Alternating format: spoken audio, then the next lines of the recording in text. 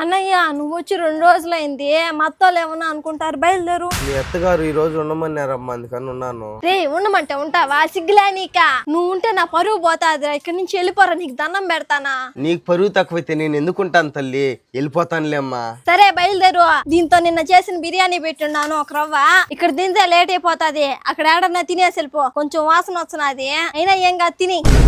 ఏమ్మా మీ అన్నయ్య అంత దిగజారి బతుకుతున్నాడా పాసిపిన్ బిర్యానీ పెట్టి తరిమేసేదానికి? అత్తమ్మ అది అమ్మా, కట్టుకున్న మొగుడు చల్లగా ఉండాలని కోరుకునే ఏ ఆడపిల్ల అయినా చెల్లి సంతోషంగా ఉండాలని కోరుకునే అన్నయ్యని ఇలా అవమానించదు. అన్నయ్య మనసులో బాధ కలిగించి నువ్వు ఇంట్లో మహాలక్ష్మి లాగా వెలిగిపోదాం అనుకుంటున్నావా? ఈ రోజే దాన్ని ఎత్తగారిని పెద్దది అయ్యేసరికి నీ మొగుడేదో కొంత డబ్బు నీ చేతికిస్తా ఉండేసరికి నీ అన్నయ్య సులకనైపోయినాడా?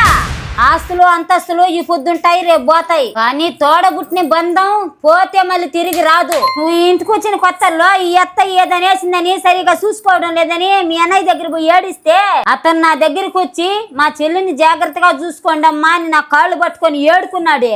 అంత సంస్కారం ఉన్న అన్నయ్యను ఈ రోజు ఇంత సులకనగా మాట్లాడేదానికి నీ నోరెలా వచ్చింది? అత్తమ్మ వచ్చి 2 రోజులైంది కదా అని.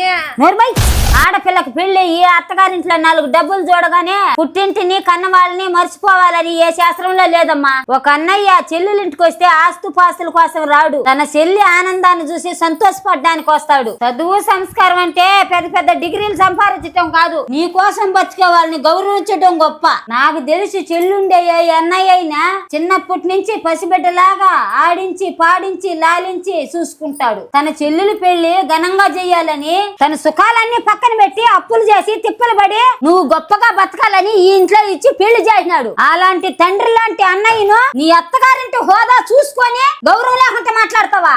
అత్తమ్మ ఎవరైనా దూర బంధువులు వస్తేనే అతిథి మర్యాదలతో ఎన్ని రోజులైనా చేసి పెడతాం, అలాంటిది నీ సొంత అన్నయ్య వచ్చి 2 రోజులుంటే వెళ్ళిపో అని ధరివేస్తావా? ఈ రోజు నువ్వు మీ అన్నయ్యకి ఇచ్చిన గౌరవాన్ని చూసి రేపు చుట్టుపక్కల నీకు అదే గౌరవం ఇస్తారు. అప్పుడు తెలుస్తుంది నీకు ఆ బాధ. లోకం ఏమనుకుంటుందని తోడబుట్టిన వాళ్ళని కన్న వాళ్ళని దూరం చేసుకుంటే రేపు ఎప్పుడైనా నువ్వు ఒంటరి అయినప్పుడు ఏ లోకమో ఏ ఎత్తగారిల్లు నిన్ను ఆదుకోదు. నువ్వు ఎలాంటి దానివైనా నీకు తోడుగా నిలిచేది నీ పుట్టిల్లు మాత్రమే. సారీ అత్తమ్మ, ఏదో తెలియకుండా మాట్లాడేశాను మా అన్నయ్యతో.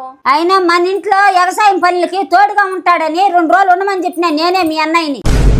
బంధాలనేవి హృదయంతో ముడిపడాలి, అవసరాలతో కాదు. అవసరాన్ని బట్టి మారేది స్వార్థం అవుతుంది. కాలం ఎప్పుడు ఒకేలా ఉండదు. రేపు ఏదన్నా నీ ఎత్తగారింట్లో గొడవ వచ్చి ఎత్తగారే బయలుదేరవేయచ్చు. అప్పుడు నీకు తోడునేది నీ అన్నయ్య మాత్రమే, గుర్తు పెట్టుకో. పోయి నీ అన్నయ్యకి సారీ చెప్పి ఇంట్లోకి తీసుకొని రా. సారీ అన్నయ్య, ఇంకెప్పుడు అలా మాట్లాడను. పద ఇంట్లో పద, నన్ను క్షమించన్నయ్యా.